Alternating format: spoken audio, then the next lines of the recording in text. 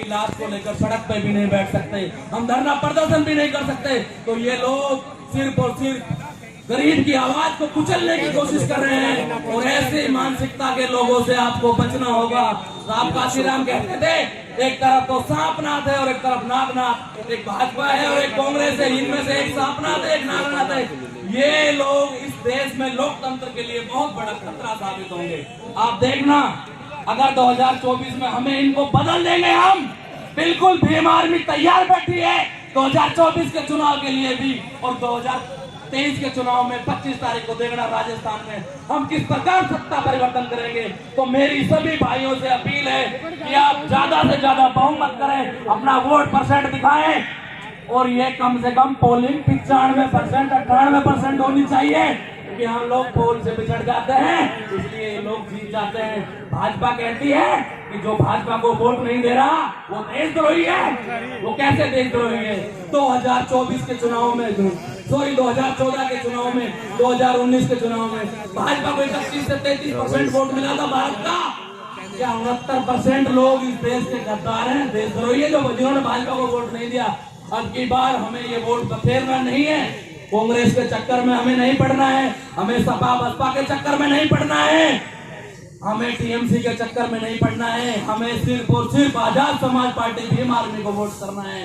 आप देखना, भाई चंद्रशेखर आजाद तुम्हारे साथ दिन में चलेगा, रात में चलेगा, बरसात में चलेगा, ये भाई कभी रुकेगा नहीं, क्योंकि तुम लोग भाई की ताकत हो, और भाई की ताकत सिर्फ आप लोग हो। भाई को इतना बड़ा राजनेता नहीं है, क्योंकि आपने भाई को भाई बनाया है, इसलिए भाई आप तुम्हारे बीच में है।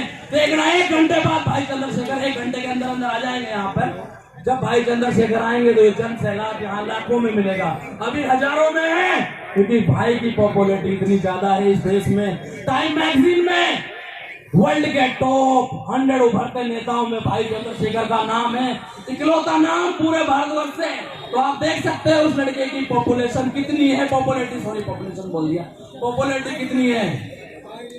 तो मेरे सभी साथियों से, सभी बंधुओं से हाथ जोड़कर विनम्र निवेदन है कि आने वाली 25 तारीख को आजाद समाज भीम आर्मी को वोट करो, भाई उद्यमी राम को सपोर्ट करो, क्योंकि उद्यमी राम आप लोगों के लिए तिजारा में चंद्रशेखर का काम करेंगे। भाई उद्यमी राम तिजारा के लोकल हैं, तिजारा के रहने वाले हैं, प्रेजेंट में सरपंच हैं और सरपंच संघ के अध्यक्ष भी हैं। तो मैं आप लोगों से अपील करूंगा कि ऐसे भाई को वोट करो, जो भाई तुम्हारे साथ चलेगा, दिन में भी चलेगा, रात में भी चलेगा। 98% तो करना ही करना है, क्योंकि वोट बाबा साहब अम्बेडकर ने हमें एक ऐसी ताकत दी थी, आप लोगों को पता है कि वोट की ताकत है। आप 1000 तलवारों के बराबर सिर्फ एक कलम होती है, 1000 तलवारों के बराबर 1000 तलवारें भी एक कलम की बराबरी नहीं कर सकती। इसलिए बाबा साहब अम्बेडकर कहते थे कि शिक्षित बनो, संगठित बनो, संघर्ष करो। मोदी सरकार ने, आप लोगों ने देखा होगा कि एजुकेशन, शिक्षा कितनी महंगी कर दी है। जो एमबीबीएस की एजुकेशन आज से कुछ साल पहले 6-7 लाख में, 10 लाख में, 15 लाख में हो जाया करती थी, आज वही एमबीबीएस की पढ़ाई 1.5 करोड़ में हो रही है। अब बताओ, गरीब का बच्चा अपने बेटे को कैसे डॉक्टर बनाएगा, कैसे बनाएगा? आप लोगों को पता है, नहीं बना सकता। फिर हम कहेंगे कि भगवान ने हमारी किस्मत में ऐसा लिखा था कि हमारा बेटा तो डॉक्टर इंजीनियर बना नहीं। नहीं, ये लोग भगवान के नाम पर भी आपसे छल कर रहे हैं। ये भाजपा वाले, ये कांग्रेस वाले, इन्होंने भगवान को, अल्लाह को भी नहीं बख्शा। ये और सिर्फ हमारे अंदर डिवाइड एंड रूल की राजनीति करते हैं। आप लोगों ने देखा होगा, कांग्रेस का प्रत्याशी हाईवे से उस तरफ कभी वोट मांगने नहीं गया, वो हाईवे से इस तरफ ही रहता है। क्यों? क्योंकि उसे इस तरफ का ही वोट चाहिए, इस तरफ का वोट ही नहीं चाहिए।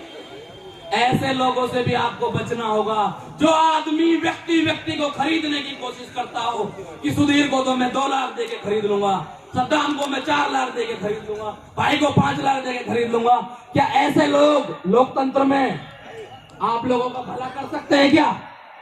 मुझे नहीं लगता कि ऐसे लोग आप लोगों का भला कर सकते हैं। एक हमारे महंत जी है जो रात को 2-2 बजे लोगों से मिल रहे हैं जाके कि मुझे किसी तरीके से जिताओ, मैं मंत्री बनूंगा, मुख्यमंत्री तो नहीं बनूंगा, मैं मंत्री बन जाऊंगा। लेकिन ये तिजारा की जनता है, आपको तो मठ में भेजने का काम करेगी, आपको मंत्री संतरी नहीं बनेगा।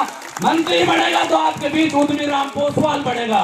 अगर भीम आर्मी आजाद समाज पार्टी की सरकार बनती है तो ये भाई 100% मंत्री बनेगा, मैं भीम आर्मी का कार्यकर्ता हूं, आजाद समाज पार्टी का कार्यकर्ता हूं, तो डंके की चोट पे कह सकता हूं कि ये भाई मंत्री बनेगा।